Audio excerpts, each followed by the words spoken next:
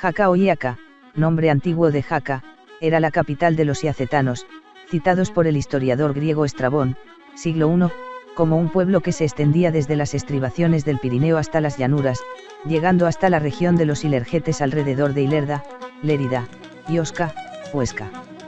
Poco se sabe de su límite occidental, pero se ha sugerido que pudo estar en Navardún, término céltico que aludiría al antiguo nombre de unos extintos navarri sobre los cuales surgió luego el topónimo Navarra.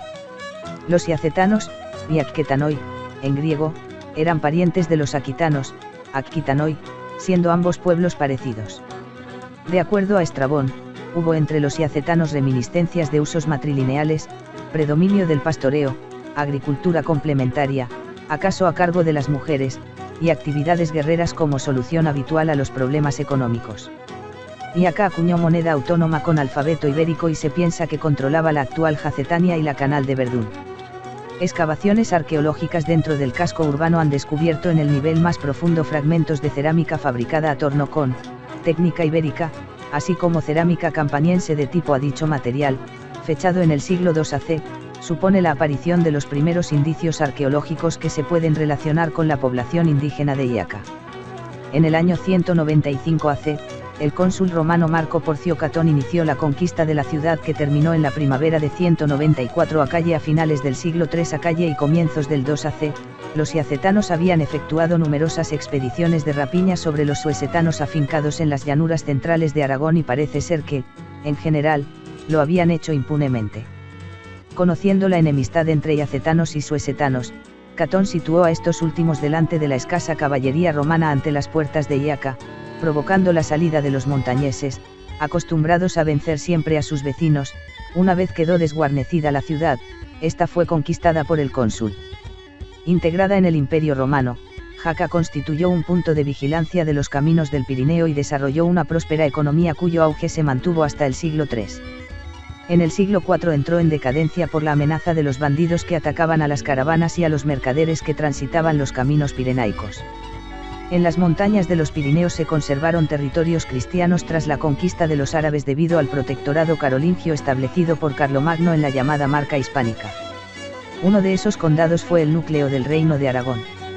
Hacia 920, establecido por el Reino de Pamplona como condado independiente de los francos, Galindo II Aznárez repobló antiguas poblaciones de la cuenca del río Aragón, a lo largo de la cual se articulaba el condado, entre las que se encontraba Jaca, que entonces era una fortaleza habitada por unos pocos pobladores, una aldea con actividad meramente agropecuaria. Pertenecía a una zona dependiente del monasterio de Siresa y contaba con un monasterio con una iglesia de planta basilical, una nave y cabecera plana, que fue reformada en el siglo XI y derribada en 1841. Jaca era a comienzos del siglo XI un castro, o campamento militar fortificado, perteneciente al Reino de Pamplona, a cuyo entorno había surgido un conjunto exiguo de viviendas, pero que iría cobrando cada vez mayor importancia por su situación al pie del paso de Somport, uno de los más accesibles para acceder a Francia desde la Edad Antigua, y por su situación estratégica en el Camino de Santiago que, en este siglo, iba a cobrar creciente importancia, y como cabeza del camino hacia Pamplona que recorría la Canal de Verdún. A la muerte en 1035 del rey de Pamplona Sancho Garcés III, apodado el Mayor, este deja escrito el reparto de sus extensos dominios a sus diferentes hijos. Uno de ellos, Ramiro, 1006 a 1063, que ya ejercía de régulo en la Jacetania y norte de Huesca, se convertirá en Ramiro I de Aragón y establece en Jaca una residencia regia, posiblemente en el castro fortificado, y situó cerca del monasterio de San Pedro la sede del obispo de Aragón, denominado así hasta que en 1077 Sancho Ramírez dotara a Jaca de su fuero e iniciara, hacia 1082, la construcción de la sede catedralicia. La posesión de fueros, catedral con obispado y su ciudadela, hicieron de Jaca la primera y más importante capital del Reino de Aragón. Sin embargo, entre el monasterio de San Pedro y el castro inicial, la aldea estaba deshabitada. Como señaló José María Lacarra, siendo sede real y residencia habitual del obispo aragonés, comenzaron a llegar personas dedicadas a la administración y comerciantes que hicieron de Jaca algo más que una aldea dedicada exclusivamente a la ganadería y la agricultura. Y, en 1063 se celebró en la localidad el Concilio de Jaca. El historiador Jerónimo Zurita, en sus Anales de la Corona de Aragón, refiere que Ramiro I, porque había diversos abusos en el estado eclesiástico y por descuido de los reyes pasados duraban grandes corruptelas contra lo establecido por los sagrados concilios generales que hubo en la primitiva iglesia, procuró que se congregase en la ciudad de Jaca concilio provincial. También señala que este monarca fue el primero de los reyes de la península ibérica en restaurar los cánones, que no debieron ser otros que los establecidos por el Concilio de Roma de 1059 referidos a la vida canónica y al celibato de los clérigos. Otro de los resultados de este concilio fue restablecer la diócesis de Huesca, suprimida durante el dominio musulmán, quedando la sede provisional en Jaca en tanto no se reconquistara Huesca. Pero el definitivo impulso a Jaca se lo dio Sancho Ramírez en 1077 cuando, por lo dispuesto en el mencionado fuero, pionero entre los territorios cristianos y difundido posteriormente en otras ciudades de Navarra o Cuenca, convirtió a la villa en ciudad, la dotó de sede episcopal, en cuya catedral se asentaría el ahora obispo de Jaca, y le dio el estatus que la hacen ser considerada la primera capital del reino entre 1077 y 1096 en que, conquistada Huesca, sucedería en el obispado y capitalidad. Asimismo, edificó Sancho Ramírez un nuevo palacio real en el barrio de Santiago, y unificaría los tres núcleos iniciales, Castro fortificado, Monasterio de San Pedro y Burgo de Santiago, en una sola entidad poblacional unida por dos calles cruzadas, al modo del Cardo y Decúmano romanos, y las viviendas de todos aquellos hombres francos que quisieran acogerse a los nuevos privilegios que se decretaron para los habitantes de Jaca. La pérdida de la capitalidad no implicó para Jaca la desaparición de otras funciones urbanas relacionadas con su situación geográfica. Así, siguió desempeñando su papel de ciudad-mercado y de servicios para su comarca.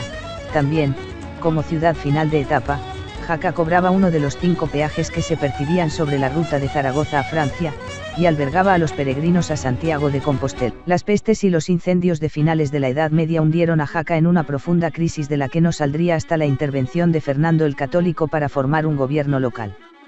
La burguesía se vio favorecida por esta situación y muchos se convirtieron en mecenas de artistas cuyo resultado se puede apreciar especialmente en la catedral. La situación fronteriza de Jaca se fue determinando a medida que se consolidaban los límites territoriales de los reinos europeos y los Pirineos se erigían como eficaz frontera natural. La ciudad se consolidó como plaza militar desde la que defender los reinos peninsulares de una hipotética invasión francesa. A este respecto, Felipe II ordenó la construcción de varias fortalezas a lo largo de todo el Pirineo. En 1592 este monarca ordenó la construcción de una fortaleza en los campos que habían configurado el Burgo Nuevo, el barrio levantado extramuros de la ciudad. Así, se levantó una soberbia fortaleza pentagonal diseñada por el ingeniero italiano Tiburcio Spanocchi, la ciudadela de Jaca, para dar respuesta a un ejército provisto de artillería. De esa época es también la bella casa consistorial, 1544, construida según el estilo de los palacios platerescos aragoneses. La epidemia de peste negra que asoló el Levante peninsular a mediados del siglo XVII, cuyos primeros brotes surgieron en Valencia en 1647, ocasionó una mortandad entre la población de Jaca del 42%. La epidemia llegó en 2 oleadas diferenciadas, la primera entre octubre de 1653 y febrero de 1654, y la segunda, la más devastadora, entre mayo y diciembre de 1654. En la Guerra de Sucesión, Jaca se puso del lado de los Borbones. Por ello, en 1707 fue asediada por aliados del archiduque Carlos y socorrida por el marqués de Saluzio, a cuya vista se retiraron a un bosque, donde fueron atacados por el marqués de Santa Coloma, quien les mató mucha gente e hizo numerosos prisioneros. El rey Felipe V gratificó a la ciudad de Jaca con los títulos de muy noble, muy leal, y muy vencedora, añadiendo la flor de lis al escudo de sus armas que ostentaba la cruz de Sobrarbe y las 4 cabezas, emblema de la batalla de Alcoraz. A finales del siglo XVIII, Jaca jugó un papel importante en la Guerra del Rosellón, al ser uno de los objetivos de los revolucionarios franceses por su situación estratégica. En la Guerra de la Independencia, la ciudad se rindió a los franceses el 21 de marzo de 1809 a causa de la deserción que fomentó en secreto el misionero Fray José de la Consolación, que gozaba de influencia, quedando dentro de la plaza muy pocos soldados. El general Francisco Espoz y Mina recuperó la ciudad el 5 de diciembre de 1813 y la ciudadela el 18 de febrero de 1814. En el marco de las guerras carlistas, fueron denunciados en 1839 varios soldados de la guarnición de Jaca por vender armas a los revolucionarios. Pascual Madoz, en su Diccionario Geográfico Estadístico Histórico de España de 1845, describe a Jaca en los términos siguientes. Sus casas en número de 488 de sólida y buena construcción, todas blanqueadas, cómodas y aseadas en su interior, se distribuyen en 37 calles bien alineadas, empedradas, y la mayor parte con aceras. Tiene 7 plazas, entre las cuales solo la llamada Campo del Toro y la del Mercado con soportales, destinada a con acento la venta de hortalizas, son las principales, pues las otras no tienen objeto y son pequeñas. Y como siempre os digo, si podéis, pasear por las calles de este pueblo, que os encantará.